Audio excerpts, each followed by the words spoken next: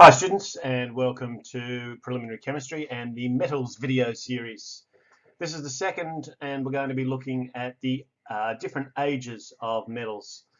In the last video we looked at how metals have dominated cultural life, and now we're going to have a look at some of those different ages in a bit of specific detail. So just again to recap the important ages of the metals, and you can see each of these metals, each of these ages is dominated by a particular type of metal. So the Golden Age, obviously dominated by the metal gold. The Copper Age kicked in. Most of these from Middle East, as I explained in the previous video. Bronze, which is an alloy of copper. We'll have a look at alloys in the next video.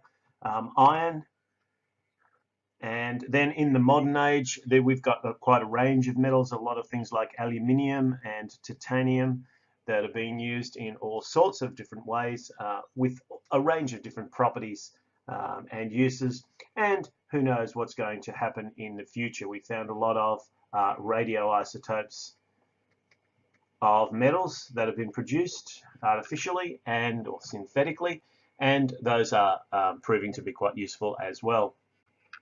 So in this video, we just want to have a look at a couple of the important ages, just to set a context for these as we move forward. So the first one of these, we'll leave the Golden Age. That's obviously most people are familiar with gold and can talk about its uses and the fact that it's unreactive. We wear it. We know that it's pretty stable in the environment. Copper, though, has also been used by humans for 8,000 years, and it can be found in both its elemental form as a form called native copper, and also as an ore. The most common types of ores are chalcopyrite or chalcocite, and those are compounds of copper and sulfur, as well as iron in the case of chalcopyrite. Copper metal can be extracted from these minerals fairly easily because copper's activity is low. So low activity means less energy for extraction.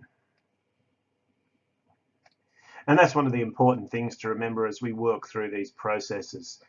So smelting is an easy, or a lower energy technique for refining copper from its ores. Now, the use of copper has changed over time. Obviously, there was nothing other than the very soft metallic gold or silver to be used. So copper was a harder material, and therefore it was useful for tools, fishhooks, for example, as well as its nice color made it useful for jewelry and for pins.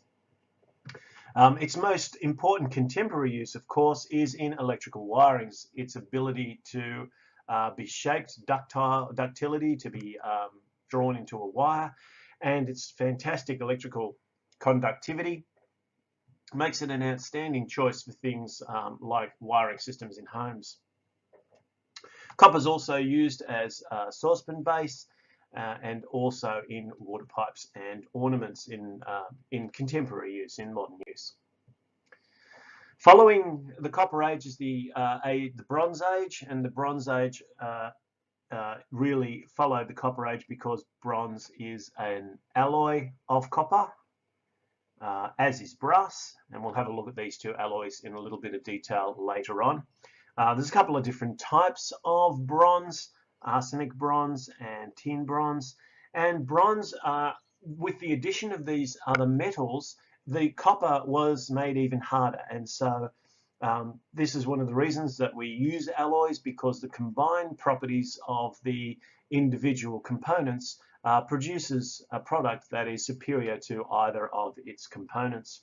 So cutting tools and very important weaponry for defense were some of the uses that were made of bronze.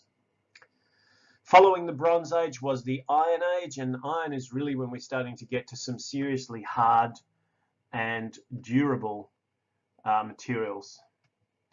Iron, particularly with the addition of carbon, forms a very important alloy called steel. And there's a number of different ranges, types of steel based on the carbon composition, the percentage composition of carbon in the alloy. And this meant that now a lot of technological development could occur. So even in the ancient world, we had chariot wheels, barrel hoops, the development of nails and knives, sickle blades, swords and different types of machinery, and even buildings were starting to be made out of iron and its alloys. In contemporary use, steel is still used very commonly in building frames and roofing, and of course for cutlery as well. Excuse me. Shifting ahead to modern times, one of the things that has, I guess, had a much more recent history, a metal with much more recent history, is titanium. Titanium is mined from beach sands, rutile and ilmenite, and these are both oxides of titanium. And it's a silvery white metal that has a low density and a high tensile strength, and also a high corrosion resistance. And this, of course, is one of the things that iron does not have. Iron rusts readily. So corrosion resistance is a very important property for titanium and its alloys. Now, titanium is not found free in nature. It's a reactive metal. It's one of the transition metals.